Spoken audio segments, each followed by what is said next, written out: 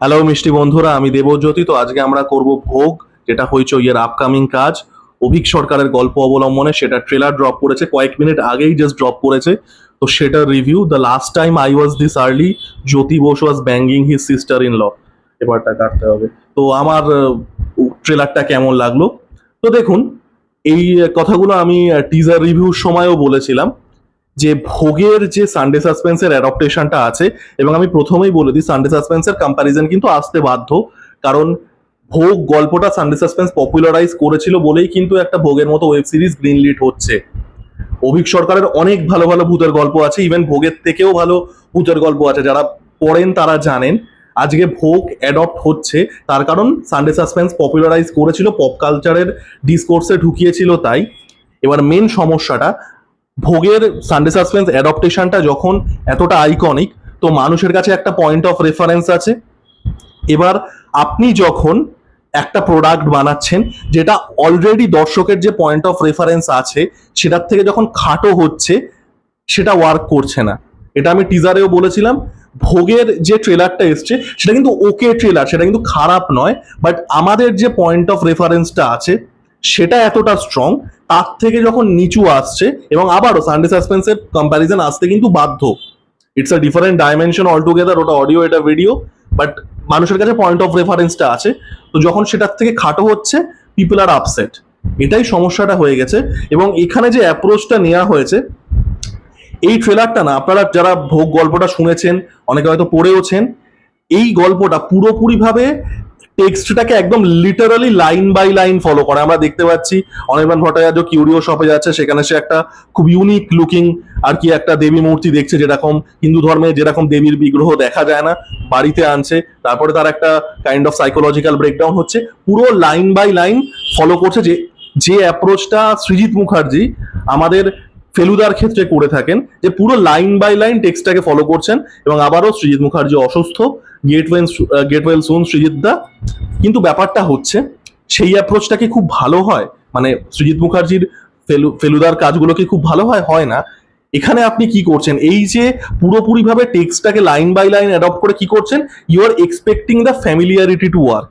এবং ট্রেলারটায় দেখবেন পুরোটাই তাই করা আছে।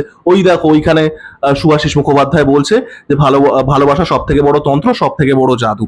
এই যে you are adopting every single line of it, এবং এক্সপেক্ট করছেন যে ফ্যামিলিয়ারিটিটা ওয়ার্ক করে যাবে, যেটা সৃজিত মুখার্জিরও গোয়েন্দাতে হয়। ভালো কি হয়, কন্টেন্টটা হয় না। এবং এখানে অনেস্টলি মানে হরর পার্টটা একটুও ওয়ার্ক করছে না। জিনিসটা লুক অ্যান্ড ফিল খুব ভালো, জিনিসটাকে মানে ডিজাইন করা হয়েছে খুব সুন্দরভাবে। অনির্বাণ ভট্টাচার্যের পারফরমেন্স খুব ভালো, পারফরমেন্স লেভেলে আমার ভালো লেগেছে প্রত্যেকের কাজ। কিন্তু সমস্যাটা হচ্ছে স্কেয়ার গুলো একটা ওয়ার্ক করছে না। বিশেষ করে একটা জাম্প স্কেয়ারের সিন আছে, একজন অভিনেত্রী, আমি নাম জানি না, তিনি আর কি অনির্বাণ ভট্টাচার্যের আর কি তার কেয়ারটেকারের রোলটা প্লে করছেন। তার সাথে আর কি পার্ণ মিত্রের একটা সিন আছে, যেখানে পার্ণ মিত্র একটা গ্রোটেস্ক টাইপের মেকআপ, ওটা দেখে আমার হাসি পেয়ে গেছে।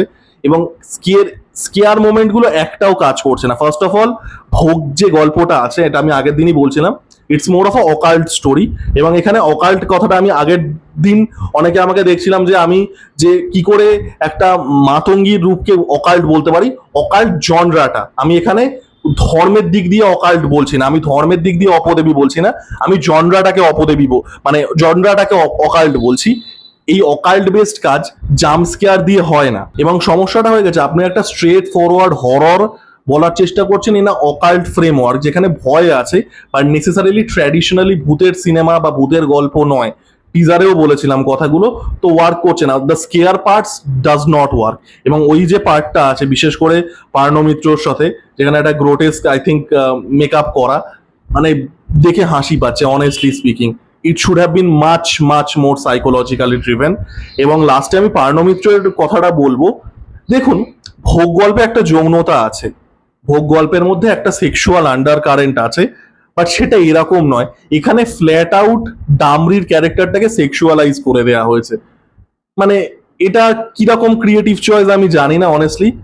I am not complaining as a heterosexual male, যে পার্ণ মিত্রকে সেই খেলা সিরিয়াল থেকে ফলো করে, রঞ্জনা আমি আর রাজমোনার আগে থেকেও। I am not complaining, but testosterone আর কোনো জিনিস টেস্টোস্টেরন লেভেলে কাজ করবে বলেই সেটা ইন্টেলেকচুয়ালি কাজ করবে, সেটাও তো কোনো মানে নেই।